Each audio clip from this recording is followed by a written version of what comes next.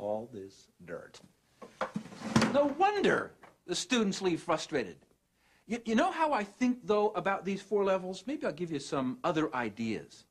I have these different grids in my own mind. What if I take content, material, and say to myself, you know, is this important or not? I sift it through different ideas in my mind. Gold, silver, copper, dirt. Or, that's really a hot idea. That's pretty warm. That's cool. That's freezing. Or maybe, you need to know. Nice to know. Who knows? And who cares? But it's the top one. And I hope by now that you know what really we've been calling this top one. The one that has the gold in it. We call it the irreducible minimum. This is what you, the teacher, must spend your time in class teaching and reviewing over and over again until everyone gets it. You know, teach for the gold. You've heard of going for the gold. Well, we believe you ought to teach for the gold. Well, what should you remember? What should you take away from this sifter?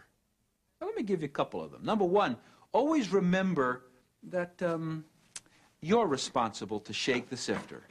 Never again just get that big bucket of content and throw it at them. Number two, always use what your sifter taught you. Always clarify for your students from now on, hey, this is the gold. This is extremely important. Don't ever again make them waste their precious time studying something you know isn't important, but they're not quite sure.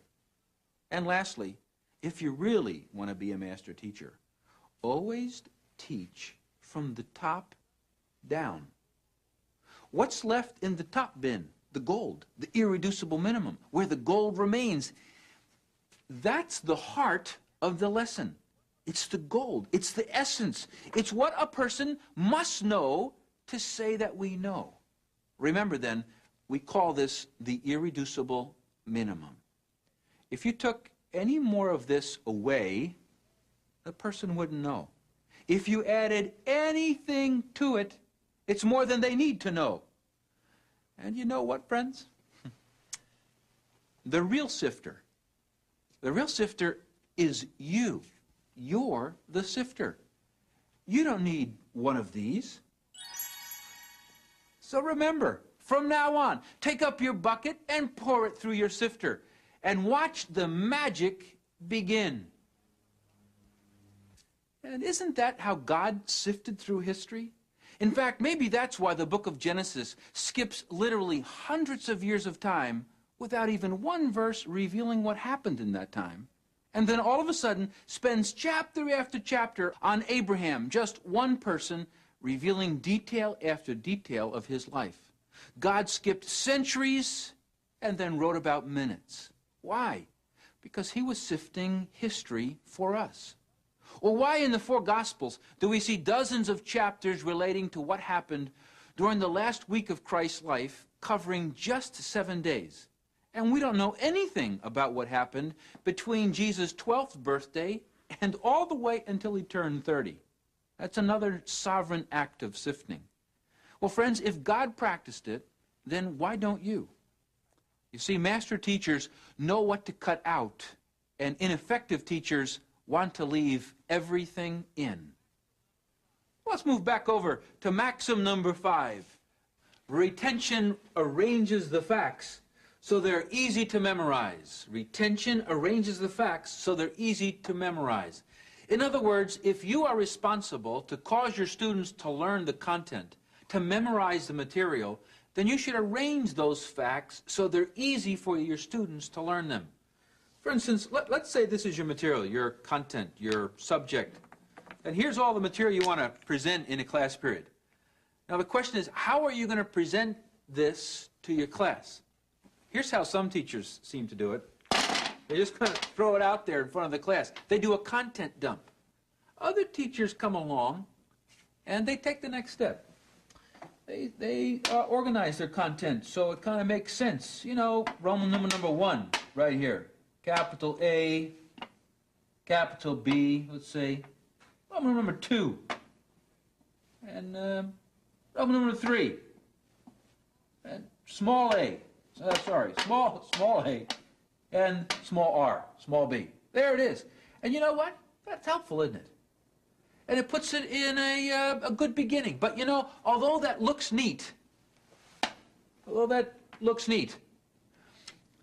how many of those letters could you name right now? I mean, can you remember? In other words, although you saw them, although I presented them to you, did you really learn them? Although I gave you the material, did I cause you to learn them? Let me see, how many are there? 7 of them. How many of them can you remember? You see, just outlining the material does not necessarily make it easy for the student to memorize it. All it does is it makes it easier to understand it. As a teacher, why don't I just take a minute, and after I've gotten my content together, why don't I come back around to that same content and work with it a little bit? You know, arrange those same facts so they're easy for you to remember them without even thinking about it. Take these same letters and play with it for a minute. L, E, A. Have any idea where we're going? There it is. It's learner. Now, can you name those seven letters now? Yeah, it's almost ridiculous. It's so easy. Well, why did that just work? It worked because we organized the material in such a simple way that without even thinking about it, you saw the word learner. Tell me the letters. Well, of course I can tell you the letters without even thinking. You see, my friends, that's what you're supposed to do. You're supposed to take your content, not only organize it, but then rearrange it to finally say, oh, that's a simple way to do it. All right? Maxim number 6. Maxim number 6 states that retention strengthens long-term memory through regular review. It appears that God has created man with an ability of a short-term memory and a long-term memory. We use short-term memory all the time. When your spouse asks you to pick up three things from the store, or a friend just shouts across the parking lot to call her tonight and tells you their number out loud, and you don't have a piece of paper in your hand, what do? You say it to yourself a couple times, and you have it. At least you have it for that night. You see, unless that content gets moved from the short-term memory, let's picture it in the front of your brain, back to the long-term memory, you haven't caused your students to learn the material. Maxim number 7 states that retention minimizes time for memorization in order to maximize time for application. When you practice the law of retention, you'll become more and more skilled in speed teaching your students. You'll soon be able to teach twice the material in half the time, so effectively that all of your students will master the content. Well then, what's the summary of all we've been talking about?